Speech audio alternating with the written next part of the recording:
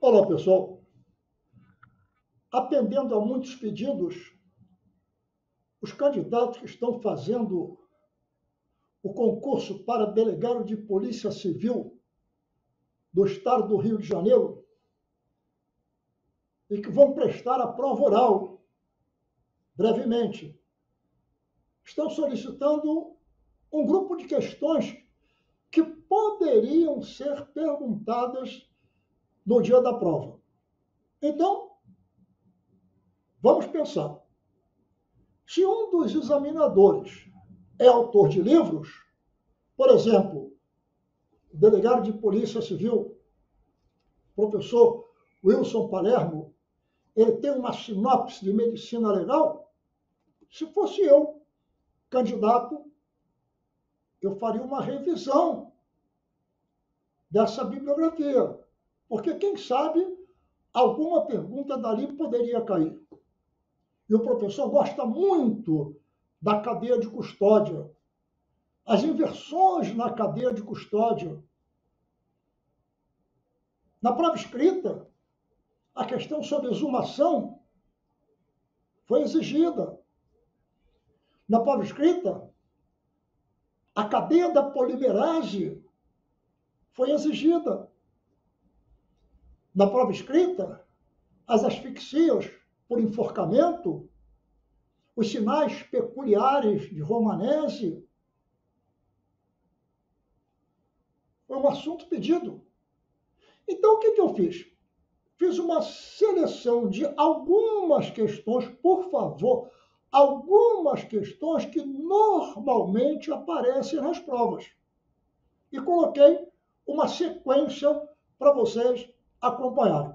Vamos ver? Videoaula destinada às provas orais de medicina legal da Polícia Civil do Estado do Rio de Janeiro, o que não afasta a possibilidade de aparecer nas provas escritas de outros concursos, que normalmente, salvo no Rio de Janeiro, a prova de medicina legal aparece na prova oral. Então vamos lá? Todas essas respostas estão disponíveis nas 38 videoaulas que estão gravadas no nosso canal Estudo com Roberto Blanco. YouTube, inteiramente gratuito. Não paga nada. Não precisa nem se inscrever se você não quiser. Eu gostaria que você se inscrevesse. Não precisa dar like nem dislike, mas eu gostaria que você desse like ou dislike. Não precisa fazer comentário, mas eu gostaria que você comentasse e fizesse sugestões para a próxima apresentação. Então, perguntas, sugestões, críticas, anote nos comentários, ou então mande para o meu WhatsApp ou para o meu e-mail. Eu coloquei aqui o resumo de todas as videoaulas que estão gravadas no YouTube. Aula 1, 2, 3, 4, 5, 6, 7, 8, 9. Eu coloquei aqui 10, 11, 12, 13, 14, 15, 16, 17, 18, 19, 20, 21. Eu coloquei aqui 22, 23, 24, 25, 26, 27, 28, 29, 30, 31.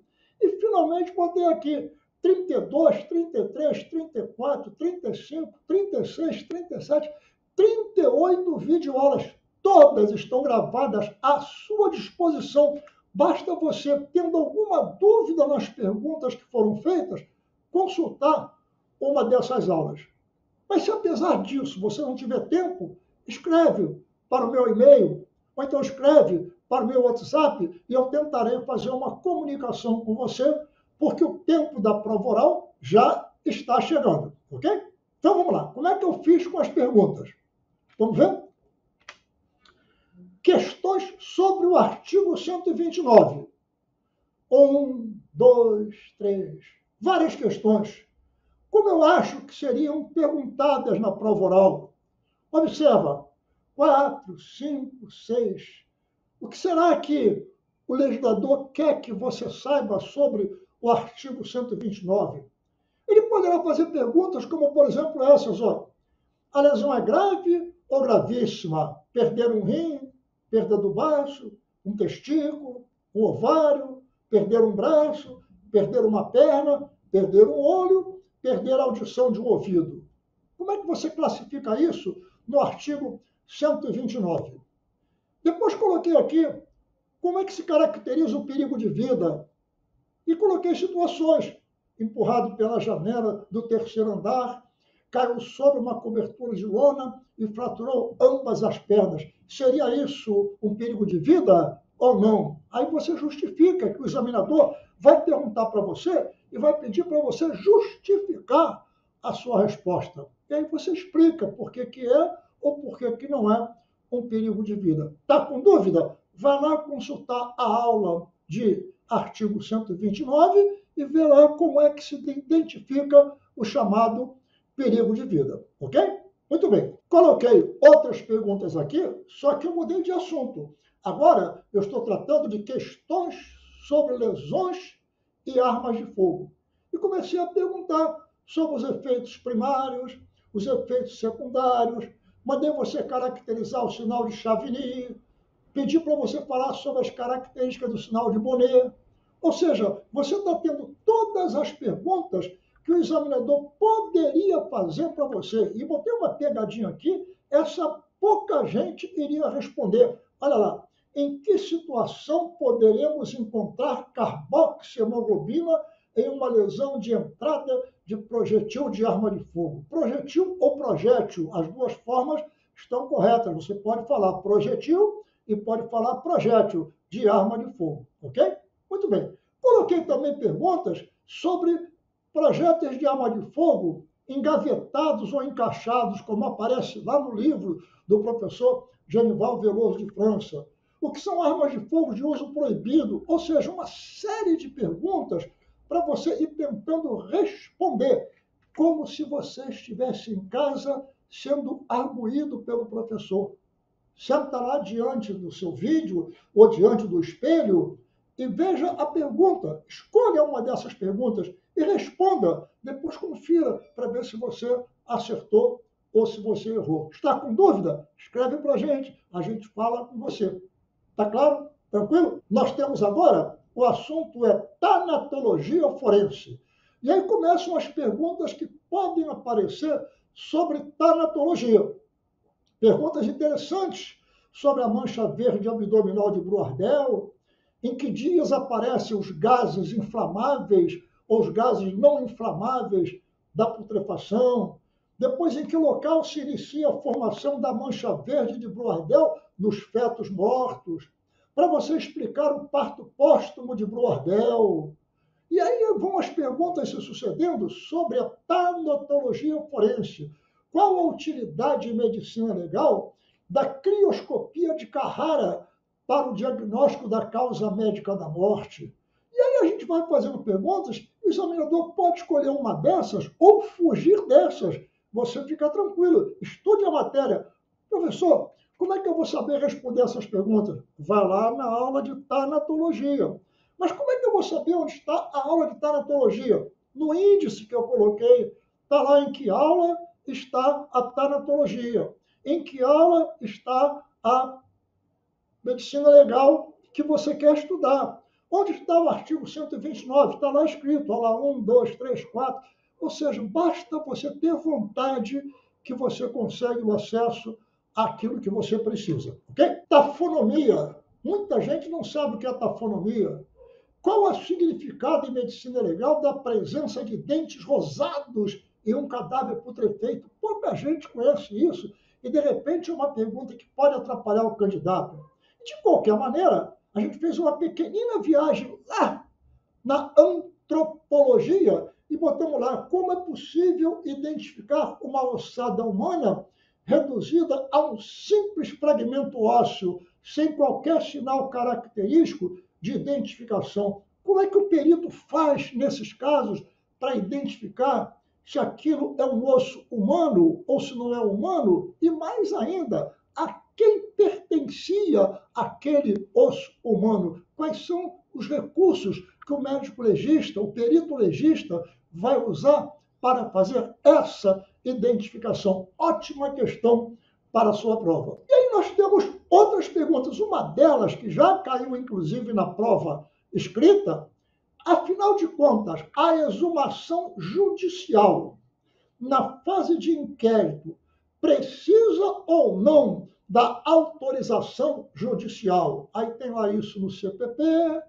tem lá isso no CPC, tem lá isso no Decreto Funerário do Rio de Janeiro, decreto número 39.094, de 2014. Não custa nada dar uma olhadinha nisso e, de repente, na questão de exumação, principalmente você que quer ser delegado de polícia, é bom conhecer, porque uma coisa é o que a rotina faz, outra coisa é o que a legislação determina. Seria interessante conhecer esse tema, ok?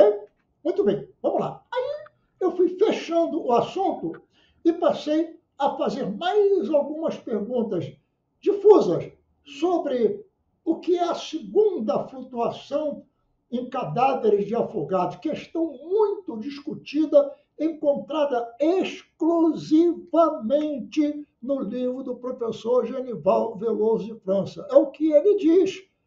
Ele usa a saponificação do cadáver que já afundou e diz que com a saponificação as gorduras permitem que o cadáver flutue pela segunda vez.